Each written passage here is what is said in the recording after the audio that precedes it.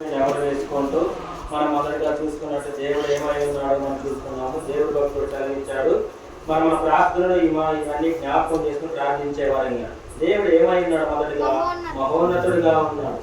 ఆయన నీడలో మనం ఏమన్నా సర్వశక్తిమంతుడిగా ఉన్నాడు.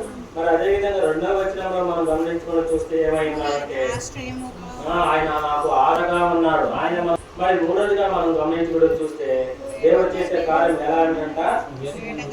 వేటగాని గురిలో నుండి మనల్ని రక్షించే దేవుడు ప్రియదేవుని బిడ్డ. మరి ఈ వాక్యములన్నీ మన హృదయంలో భద్రపరుచుకొని దేవుడు చిత్తానుసారంగా ప్రార్థించే వారిగా ఉంది. ఈ చిన్న వాక్యాన్ని దేవుడు దీవించింది. మీ అందరికి స్లిప్లు ఇస్తాము. మీ ప్రార్థన మనల్ని రాసుకొని ఇస్తే అందరం ప్రార్థన చేసుకునే వారిగా ఉంటాం. మీ ప్రార్థన మనల్ని రాసి స్లిప్లో ఇవ్వండి. మీ కుటుంబంలో కానీ ఆర్థికంగా ఎవరైనా మీ స్నేహితులు కానీ ఏమైనా బాగలేనప్పుడు అవన్నీ ప్రార్థన మనం చేసుకుంటే ఈ వారం అంతా మనం ప్రార్థన చేసే ఎవరైనా ఉంటాము.